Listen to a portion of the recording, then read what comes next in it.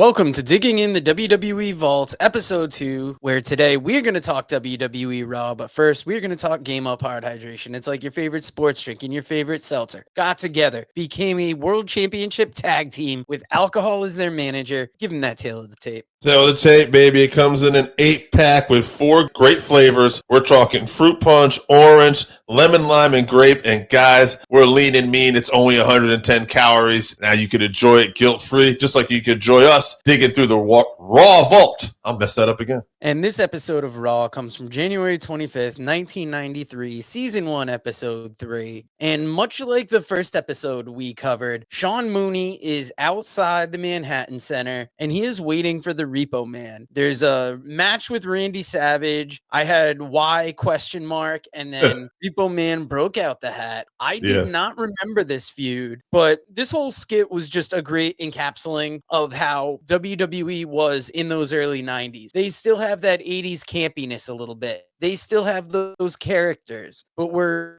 slowly moving towards the attitude in that decade. What did you think of this opening? Oh, man, I love seeing Barry Darsow anytime. Repo Man, I had a little soft spot for him, but, Barry Darsow's best character was always Smash from Demolition. Demolition was tremendous. But here we are. Yeah, this was a small little feud he had with Savage. I think it was specifically done for Monday Night Raw, where he stole his hat, I think, the week before, and it led to this match. Darsow's fun. He's fun in any role that he does. He gives his all. This is a guy who would later on go to play Blacktop Bully, Hole-in-One Darsow. He was also Crusher Khrushchev at one point. He's a great character wrestler. And we go from Sean Mooney outside of the Manhattan Center to the commentary team of Vince, Bobby Heenan, and Rob Bartlett. It was great to see Bobby Heenan with Vince and Rob, because on that first episode, the whole Bobby thing was about getting in. I thought this was a nice change of pace. It says Kamala, the Bushwhackers, Randy Savage versus Repo Man in action. And then they were talking about Ric Flair versus Mr. Perfect. And before I looked at, what matches were on this, I was surprised we were getting that match on here. And it turns out to be a big part of this episode. So I was excited to hear this lineup at the beginning. We've got a great show ahead of us here. Yeah, it was awesome. Flair versus Perfect. I mean, it's must see. I remember this match from my childhood. I did not forget this. I forgot about Repo Man and Savage in the hat, but I didn't forget about Flair and Perfect. Yes, the first match on the card is Repo Man versus Randy Savage. The first note I have is Rob Bartlett saying, "Is that a flesh-colored beanie, Macho?"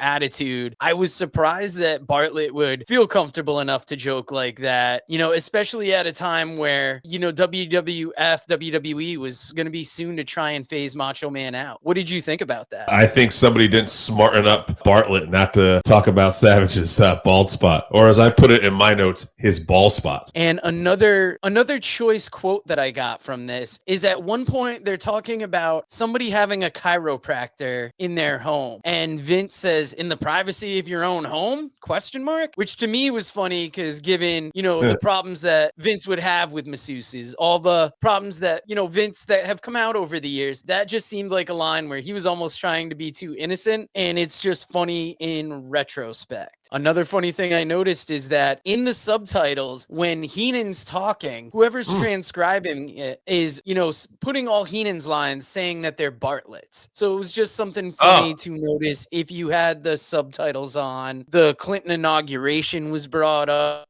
This was just a perfect 90s Raw match. I liked seeing it kick off the episode because there's not a ton of wrestling on here, but this was a great match to start it off with. Yeah, I mean, obviously, Randy Savage would get the win here, but I mean, it's kind of cool, but we're starting off with Randy Savage and we're going to finish with Flair and Kurt Hennig. This is a great time period. Yes, next up, they had a commercial for WrestleMania 9, and we talked a little bit about WrestleMania 9 the last episode. This was the first WrestleMania I remember as a fan kind of experiencing, because when I was younger, I don't think I had much concept of, I might have watched WrestleManias, but I was renting tapes for it. This is the first one that was kind of happening in real time. What did you think about WrestleMania 9 at the time? Because right now it's known to be one of the worst WrestleManias, but I loved it as a kid. I liked it overall. I didn't like the finish where Hogan walked out with the title with Bret Hart because I was a Bret guy. There's some stuff people are forgetting on here. Like you had the Steiner brothers versus the Head Shrinkers, which was just awesome, I thought. And even though it might not have been like a great match, you had Lex Luger versus Mr. Perfect, Kurt Hennig, Bob Backlund versus Razor Ramon, Scott Hall.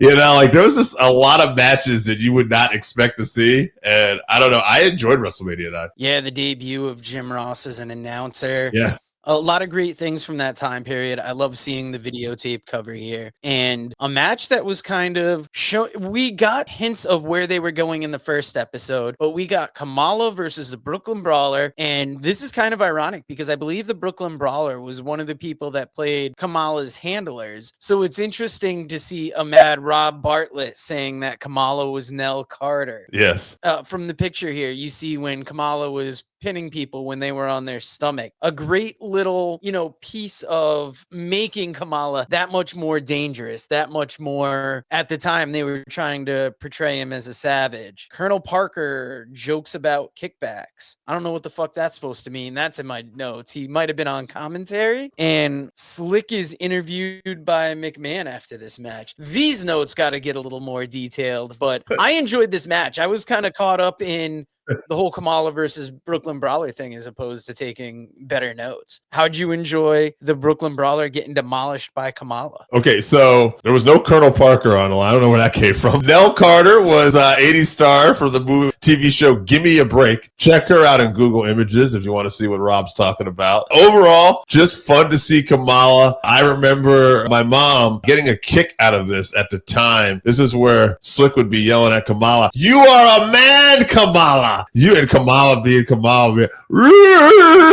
animal noises. But I don't know. It's pretty ridiculous when you look back at it. But again, nostalgia. I love it. Yeah, one of those key characters from that time frame. And we go from the Kamala and Brooklyn Brawler match to a Royal Rumble report with Mean Gene. They're saying that the Royal Rumble is available on tape February 11th. We hear that Bret Hart retained his championship against Razor Ramon. Yokozuna won the Royal Rumble. Mean Gene says this tentatively sets up a big main event for WrestleMania 9, providing Bret Hart retains his title. And the question I had was, could the plan for Hogan be forming here the way that Mean Gene says that it's tentatively working? This is tentatively the main event because it was around this time. Was this the first time they had really moved away from Hogan since he had been through his major run? Yes. Hogan lost it at King of the Ring. Well, no, that's coming up. So, gosh, WrestleMania 8, I think, was the last time we had saw Hulk Hogan. So almost a year ago. And he comes back. I don't even think he's back yet. I think Beefcake is going to show up and they're going to set the whole thing up with Hogan and Beefcake against Money Incorporated coming up. And then, of course, Hogan will be on his card. But maybe they were already in talks to do this, but I don't know. I wonder how last minute it was. Yeah, because it was always famous how, Vince for a while, he knew that he had success with Hogan. He wanted to move away from it when Hogan left. But then it's tough because it's almost like he was starting to make this move to somebody other than Hogan and then almost got cold feet. And then I think that's why WrestleMania 9 kind of left that bad taste in a lot of people's mouths. It was just interesting to hear that tidbit from Gene. We found out that Bobby Heenan revealed Narcissus at the Royal Rumble.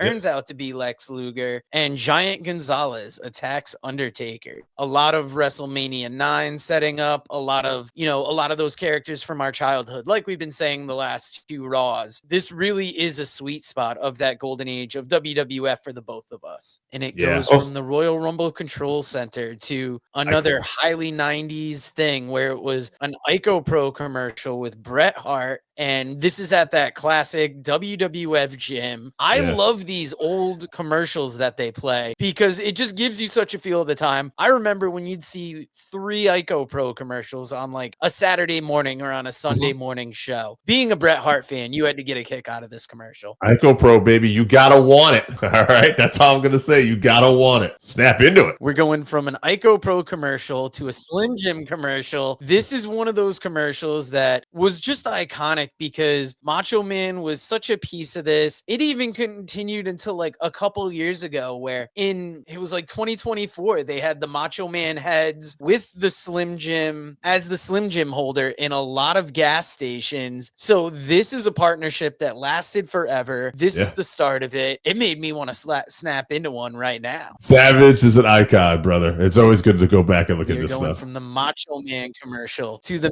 we have Ric Flair versus Mr. Perfect. As I found out, career versus career. This was a major match for Raw at this time. Do you remember the story behind how this became a career versus career match? Well, behind the scenes, Flair's career in WWE was coming to an end. He wanted to go back to WCW, and Flair and Perfect had a bit of a rivalry going back to Survivor Series, where Perfect ended up being the partner for Macho Man Randy Savage because Ultimate Warrior had walked out on the company. And it was the last thing because Hennig had been on the sidelines for a while with an injury. But he came back, he teamed with Savage, and they wrestled Flair and Razor Ramon. And so they had this feud going on, and they were in the Royal Rumble, but they set up this match. And I want to say, I think this Raw might have been taped actually before the Royal Rumble because they talk about how Flair is still going to fulfill his house show commitments afterwards here. So they knew very well they had Flair for a little bit, but this was a great match. I really enjoyed this. And one thing I had in my notes was that Rob Bartlett even put this over as a great match. Rob Bartlett did nothing but really joke for most of the times. You can see like he was even like caught up in the moment. Yeah, this was a great match because it's funny, a lot of Raw matches around this time, like now we're used to the long Raw matches. Back then, Raw matches were maybe 5 minutes. Every once in a while, you got star versus star. But this really stood out because they gave it time. It was a big stipulation, and it was like a really good match on Monday night. So it's almost kind of setting the pace for how things would go over time. Mr. Perfect gets the win. And as the show ends, they let us know that next week, we've got Typhoon versus Doink. And it's kind of funny because after how big this match was, Typhoon versus Doink almost feels hilarious to look forward to next week, but it definitely feels like a 90s match. Yeah, it's comical. I mean, Matt Bourne, the man behind Doink here, he could really wrestle, but obviously this was a silly gimmick. This is probably the best of Doink, but Doink versus Typhoon, I mean, yeah, that's silly. That's silly WWF 93 all over it. Yes, and this was a shorter Raw than usual. Thank you for rolling with the technical difficulties. Most of them will be edited out, but we are having fun going through Raw over the years. And if we're having fun talking about Raw, we're having fun talking about Game Up Hard Hydration. If you haven't tried Game Up, then you are missing out. Imagine your favorite seltzer and your favorite sports drink had a baby, but it's way better than that. Each can is 110 calories, low carb, 4.9 ABV. It's a nice light drink that is not light on flavor. Game Up comes in fruit punch, orange, lemon, lime, and grape. Pick it up at drinkgameup.com or at your nearest liquor store.